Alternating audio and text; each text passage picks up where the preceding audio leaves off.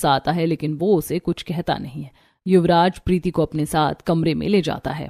प्रीति देखो, मैं तुम्हारे लिए छोले भटूरे लेकर आया हूँ। कल तुमने मुझसे कहा था ना तुम्हें छोले भटूरे खाना पसंद है। मुझे पता है तुमने सुबह से कुछ खाया नहीं है, लो ये खा लो।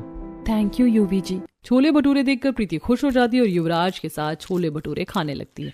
ऐसे दिन गुजरते हैं। अब आए दिन प्रीति की दोनों जेठानी और सास प्रीति से घर का सारा काम करवाने लगी थी। कभी वो उससे पूरे घर की सफाई करवाती तो कभी कपड़े धुलवाती। एक दिन प्रीति के ससुराल में उसकी सास के 2 भाई बहन अपने परिवार के साथ आए थे। कैसे हो मोतीलाल, युवराज की शादी में तो आ नहीं पाई, इसीलिए सोचा भाई के साथ अभी आ जाओ तुमसे मिलने। अच्छा किया दीदी जो आप हमसे मिलने आ गई, बहुत दिन हो गए थे आपसे मिले हुए। सभी मेहमान जब अपने कमरे में चले जाते हैं तब उर्मिला प्रीति से कहती है, छोटी बहू, मेहमानों की खातिरदारी में कोई कमी नहीं आनी चाहिए। उनके नाश्ता से लेकर खाना, हर चीज का ध्यान तुम्हें ही रखना है। जी ठीक है माँ जी। उर्मिला जहाँ प्रीति को सारा काम दे रही थी तो वहीं ज्योति और नैना ये सब देखकर बहुत खुश हो रहे थे। अच्छा हुआ मम्मी जी ने सारा काम उस गांव की गंवार को करने के लिए कह दिया, वरना इतने लोगों की खातिरदारी में तो मेरे मैनिक्योर किए हुए नेल्स खराब हो जाते। वही तो, कल ही मैंने पार्लर से हाइड्रा फेशियल करवाया। अब गैस के सामने खड़ा होकर खाना बनाकर मैं अपनी खूबसूरती खराब नहीं करने वाली। ऐसे बातें करते हुए दोनों जेठानी अपने अपने कमरे में चली जाती है। अगले दिन से उर्मिला प्रीति से मेहमानों के लिए नाश्ते में पूरी सब्जी, खीर, दिन के खाने में बिरयानी, फ्राइड राइस, पनीर की सब्जी और शाम को स्टार्टर्स में कबाब बनवाती है। देखते ही देखते 2 दिन बीत जाते हैं। 2 दिन से लगातार इतने लोगों के लिए खाना बनाते बनाते तो अब मेरी हालत खराब हो गई है।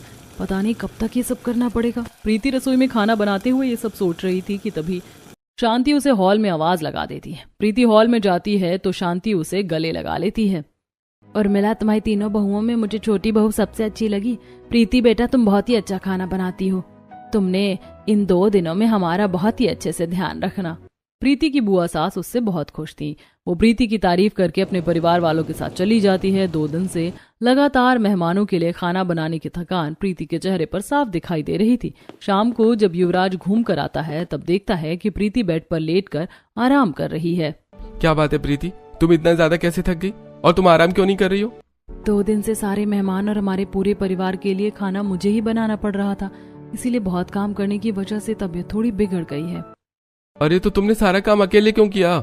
घर में 2 भाभी और पायल भी तो हैं, वो लोग क्या कर रही थी? क्या वो तुम्हारी मदद नहीं करवा सकती थी? युवराज प्रीति के लिए बहुत परेशान होता है।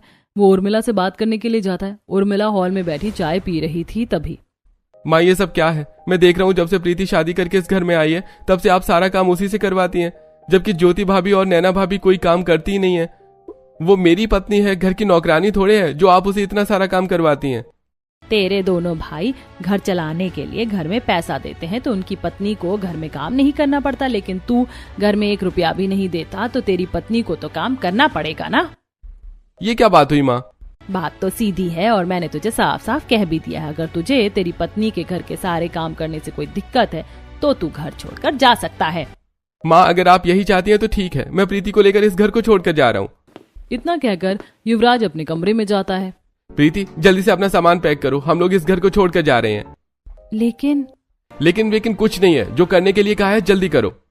युवराज को गुस्से में देखकर प्रीति कुछ कहती नहीं और जल्दी जल्दी अपना सारा सामान पैक करती है। पैकिंग करने के बाद युवराज प्रीति को अपने साथ लेकर बाहर आ जाता है और अपनी बाइक पर बैठाकर एक रेस्टोरेंट में ले आता है। सॉरी प्रीति, उस वक्त मैंने तुमसे थोड़े गुस्से में बात की। मैं नहीं चाहता था कि माँ तुमसे उतना ज्यादा काम करवाएं। तुम मेरी पत्नी हो, कोई तुम्हारी बेइज्जती करे मैं नहीं देख सकता। तुमने सुबह से कुछ खाया भी नहीं है, लो ये बिरयानी खा लो। प्रीति बिरयानी खाती है लेकिन वो थोड़ी परेशान लग रही थी। यूवी जी, हमने घर तो छोड़ दिया है लेकिन अब हम लोग कहाँ रहेंगे? प्रीति तुम परेशान मत हो, मैंने हमारे रहने का इंतजाम कर लिया है। मेरे दोस्त का एक घर खाली पड़ा है, हम लोग वहीं रहेंगे। उसकी फैमिली और वो दूसरे शहर में शिफ्ट हो गए हैं तो वो जगह खाली है।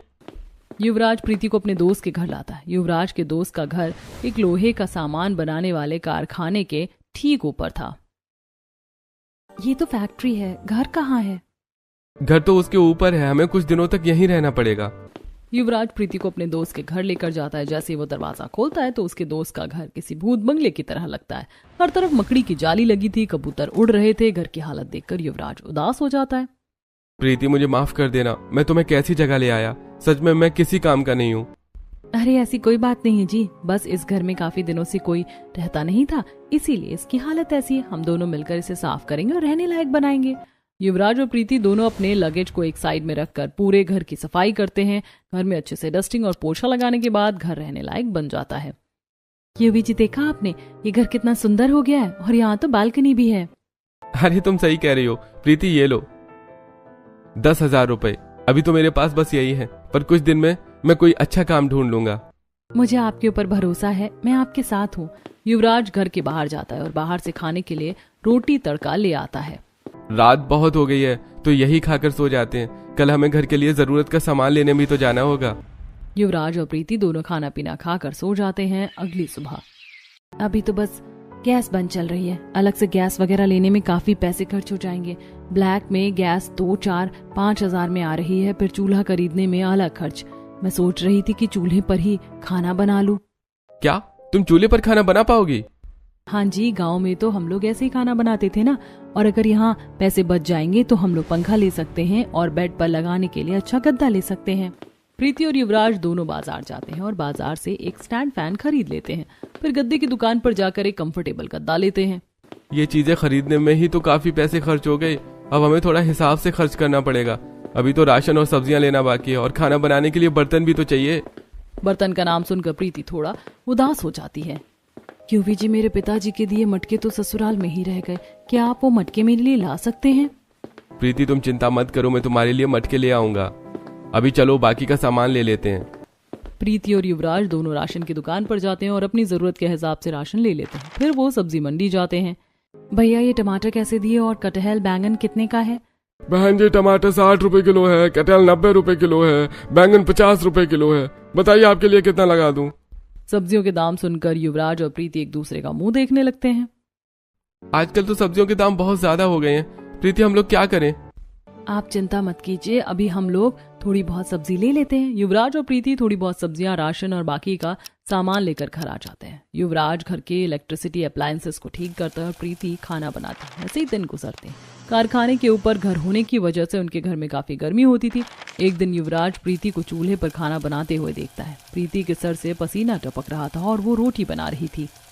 ये लड़की मेरे लिए कितना सब कुछ कर रही है, मुझे भी इसके लिए कुछ करना चाहिए। मैं इसे इतनी तकलीफ में नहीं देख सकता।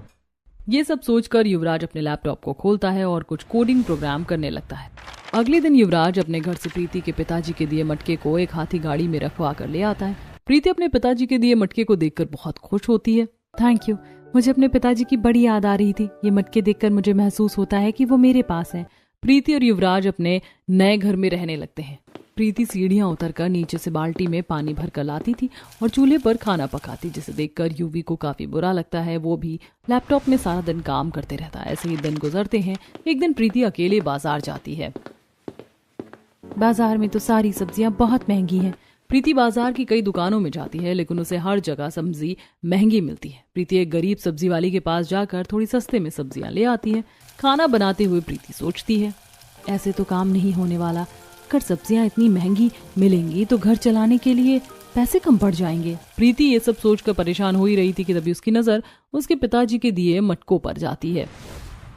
अगर मैं अपनी सब्जियां खुद घर पर उगाऊं तो मुझे बाहर जाकर सब्जी खरीदने की जरूरत नहीं पड़ेगी। प्रीति ये सोचकर खुशी खुशी युवराज के पास जाती है।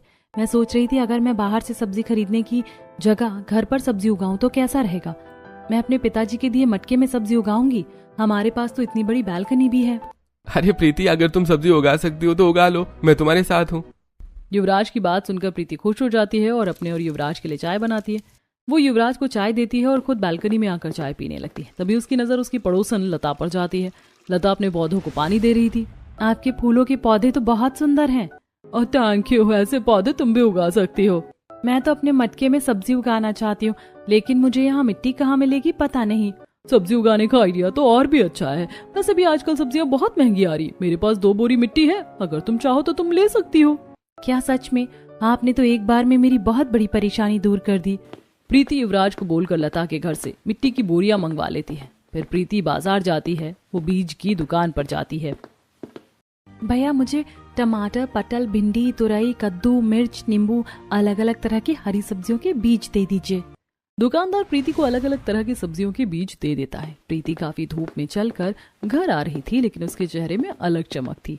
अगर मेरे मटके में सब्जियां उग गईं तो कितना अच्छा होगा। सही कहा था पिताजी ने, उनका मटका एक दिन मेरे जरूर काम आएगा, और वो मेरे काम आ गया। ये सब सोचते सोचते प्रीति खुश होकर अपने घर आ जाती है।